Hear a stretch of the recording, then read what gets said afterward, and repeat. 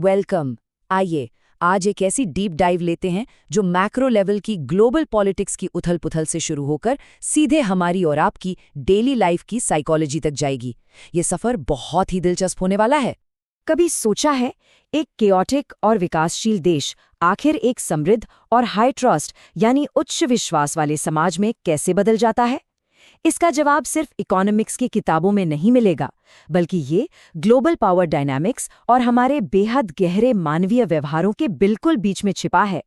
आज की इस चर्चा में हम global power, innovation, class realities से लेकर अकेलेपन की आधुनिक महामारी और फाइनली एक हाई ट्रस्ट नेशन बनाने के प्रोसेस को कवर करेंगे। तो चलिए बिना किसी देरी के सीधे पॉइंट पर आते हैं। तो शुरुआत करते हैं हमारे पहले टॉपिक से, ग्लोबल पावर और अमेरिकीकरण। दुनिया के मंच पर आज जो हो रहा है ना, उसे समझना सच में बहुत जरूरी है। हम सब ग्लोबलाइजेशन या वैश्वीकरण की बहुत बातें करते हैं, राइट? पर सच तो ये है कि जिसे वैश्वीकरण कहा जाता है वो प्रैक्टिकली अब सिर्फ अमेरिकीकरण बनकर रह गया है। चाहे आप फिल्में देख लीजिए, किताबें पढ़ लीजिए या सोशल मॉडल्स देख लीजिए, दुनिया की संस्कृतियां एक तरह से फ्लैट हो रही हैं और हमारी रोजमर्रा की खपत अब पूरी तरह से इसी एक अमेरिकी ढांचे में ढलती जा रही है। अब आते हैं हमारे अगले पॉइंट पर, नवाचार वर्सेस क्वालिटी ऑफ लाइफ। अगर हम वेस्टर्न पावर्स के डीएनए को कंपेयर करें ना, तो एक बहुत ही दिलचस्प तस्वीर बनती है। देखिए, अमेरिका का जो बेसिक डीएनए है वो सुप्रीम पावर और ग्रैंड आइडियाज के आसपास घूमता है। वो बड़े रिस्क लेने से नहीं डरते, जैसे सीधे मंगल ग्रह पर बस्तियां बसाना। लेकिन दूसरी तरफ यूरोप को देखें तो उनका डीएनए बिल्कुल बदल चुका है। उनका पूरा फोकस अब क्वालिटी ऑफ लाइफ पर है, यानी लंबी छुट्टियां, सख्त प्राइवेसी कानून और वर्क लाइफ बैलेंस। और नतीजा, इंटरनेट युग के बाद यूरोप में टेक्नोलॉजिकल इनोवेशन की रफ्तार काफी सुस्त पड़ गई है। चलिए अब थोड़ा जूम इन करते हैं, बात करते हैं क्लास रियलिटीज और राष्ट्रवाद की, खासकर भारत जैसी डेवलपिंग सोसाइटी के कॉन्टेक्स्ट में।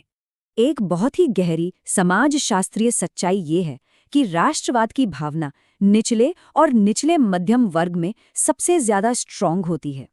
जैसे जैसे हम सोसाइटी में ऊपर की तरफ बढ़ते हैं, ये फीलिंग थोड़ी कम होती दिखती है। विडंबना देखिए, कई बार महज एक H1B वीजा की चाहत ही अपर मिडिल क्लास के नेशनलिज्म को रिप्लेस करने के लिए काफी होती है। अब यहाँ से हम एक और गहरी साइकोलॉजिकल रियलिटी की तरफ बढ़ते हैं, अभाव की मानसिकता और एंकर पॉइंट्स। तो ये अभाव की मानसिकता या स्केर्सिटी माइंडसेट आखिर है क्या? भारी असमानता वाले देशों में जहां वेल्थ और सिक्योरिटी को लेकर एक कांस्टेंट डर बना रहता है, वहां ये मानसिकता गहराई तक जड़ें जमा लेती है। और सबसे हैरान करने वाली बात पता है क्या है? ये डर सिर्फ गरीबों में नहीं होता, ये अमीरों को भी उतनी ही बुरी तरह जकड़े रहता है। मतलब जो लोग मल्टीमिलियनेयर हैं, करोड़ों रुपए कमा रहे हैं, वो लोग भी इस डर से आज़ाद नहीं हैं। उन्हें हमेशा ये खौफ सताता रहता है कि उनकी एक छोटी सी गलती या किसी पावरफुल ब्यूरोक्रेट का ईगो हर्ट करना उनकी सारी जिंदगी की कमाई को पल भर में मिटा सकता है। ये सिस्टम का डर उन्हें कभी शांति से बैठने ही नहीं देता। और बस इसी डर और इनइक्वालिटी के माहौल से निकलते हैं हमारे एंकर पॉइंट्स। बचपन में हम जिस माहौल में पले बड़े होते हैं, वही हमारी सफलता के मापदंड तय कर देता है। बचपन की कोई विशेष कमी या अनुभव बड़े होने पर एक ऐसा साइकोलॉजिकल टारगेट बन जाता है कि बस जीवन में सफल होने का मतलब तो यही है। इसके कुछ प्रैक्टिकल एग्जाम्पल्स देखें। किसी के लिए लाल बत्ती वाली गाड़ी से बिना रुके टोल प्लाजा पार कर जाना जिंदगी की सबसे बड़ी अचीवमेंट होती है। या किसी रईस परिवार के इंसान के लिए किसी एक्सक्लूसिव क्लब में बिना लाइन के सीधे एंट्री मिल जाना। बाहर से हमें लग सकता है कि ये तो बस वीआईपी कल्चर का दिखावा है, लेकिन नहीं, ये महज अहंकार नहीं बल्कि सामाजिक असमानता के प्रति दिमाग का एक बहुत ही गहरा रिस्पॉन्स है। अब थोड़ा शिफ्ट करते हैं।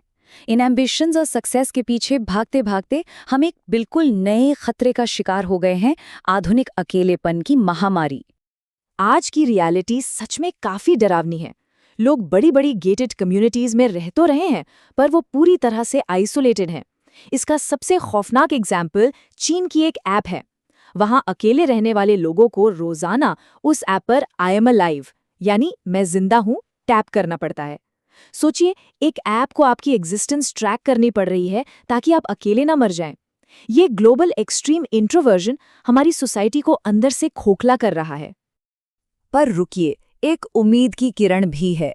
नई पीढ़ी अब इस डिजिटल आइसोलेशन को चुनौती दे रही है। वो समझ गए हैं कि सिर्फ स्क्रीन से काम नहीं चलेगा।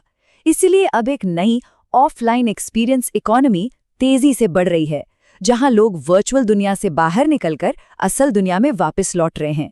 अगर हम सोशल कनेक्शंस का एक टाइमलाइन देखें तो पास्ट में रिश्ते जाति या मोहल्ले जैसी पहचान पर आधारित थे। फिर प्रेजेंट में हाइपर वर्क और डिजिटल दुनिया ने हमें बिल्कुल अलग थलग कर दिया। लेकिन फ्यूचर क्या है? फ्यूचर है इंटरेस्ट बेस्ड ऑफलाइन क्लब्स, जहां अनजान लोग एक साथ रनिंग क्लब्स में मिल रहे हैं, ट्रैकिंग कर रहे हैं, लोग वापस एक दूसरे से जुड़ना चाहते हैं। तो अब आते हैं हमारे आखिरी और सबसे इम्पॉर्टेंट पॉइंट पर। ये सारे साइकोलॉजिकल और सोशल फैक्टर्स मिलकर एक देश के सिस्टम को, एक हाई ट्रस्ट नेशन को कैसे शेप करते हैं। एक बहुत ही दिलचस्प आंकड़ा है, $8,000। ये प्रति व्यक्ति आय का वो जादुई थ्रेशोल्ड है जहां पहुंचने पर नागरिक सिस्टमैटिक रूप से अपनी सरकारों से बेहतर सेवाओं, साफ हवा और साफ पर्यावरण की मांग करना शुरू कर देते हैं। इस लेवल पर आकर ही समाज की प्राथमिकताएं स्ट्रक्चरल रूप से बदलती हैं। आपने अक्सर देखा होगा कि डेवलपिंग नेशंस में नेताओं को बहुत हेवी वीआईपी सिक्योरिटी मिलती है। ये सिर्फ दिखावा नहीं है, ये दरअसल एक लो ट्रस्ट सोसाइटी की निशानी है, जहां असली खतरे हैं और लोगों में आपसी विश्वास नहीं है। इसके बिल्कुल विपरीत एक हाई ट्रस्ट सोसाइटी स्थिरता और कानून के शासन यानी रूल ऑफ लॉ पर चलती है। और हाँ, इसका सबसे बड़ा हिस्सा है पुलिस की ट्रांसपेरेंट और सही कार्यप्रणाली। पुलिस की कार्यप्रणाली ही वो चाबी है जो किसी भी देश को सुरक्षित और समृद्ध बनाती है। तो फिर इस अराजकता और अव्यवस्था के बीच एक देश आगे कैसे बढ़ता रहता है? इसका जवाब सिर्फ एक शब्द में है, उम्मीद। जब एक आम इंसान अपनी मेहनत से देश के टॉप लेवल पर पहुंचता है, तो वो पूरी सोसाइटी के लिए एक प्रेशर वाल्व का काम करता है। यही बॉटम अप सक्सेस स्टोरीज करोड़ों लोगों को उम्मीद देती हैं, और यही उम्मीद देश को हिंसक क्रांतियों से बचाकर सस्टेनेबल रखती है। इस पूरे चर्चा को अगर मैं एक लाइन में समअप करूं तो वो ये है, एक डेवलपिंग नेशन का ये जो कियोटिक सफ़र है, ये सिर्फ तब तक टिकाऊ है जब तक ग्राउंड लेवल की उम्मीदें सिस्टम की रुकावटों से आगे निकल जाती हैं। सिस्टम में कितनी भी अड़चनें क्यों ना हो, कलेक्टिव होप का जिंदा रहना ही हमें आगे ले जाता है। तो अब जाते जाते ज़रा सोचिए, हम सभी के अंदर कुछ ना कुछ पर्सनल एंकर पॉइंट्स हैं। क्या हमारे ये ड्राइवर्स हमें अकेलेपन और दिखावे की ओर धकेल रहे हैं, या एक ऐसे हाई ट्रस्ट समाज को बनाने में मदद कर रहे हैं जहां हर इंसान सुरक्षित महसूस करे? ये सफ़र हमें खुद से शुरू करना होगा। आज के इस डीप एनालिसिस में हमारे साथ जुड़ने के लिए आपका बहुत बहुत शुक्रिया।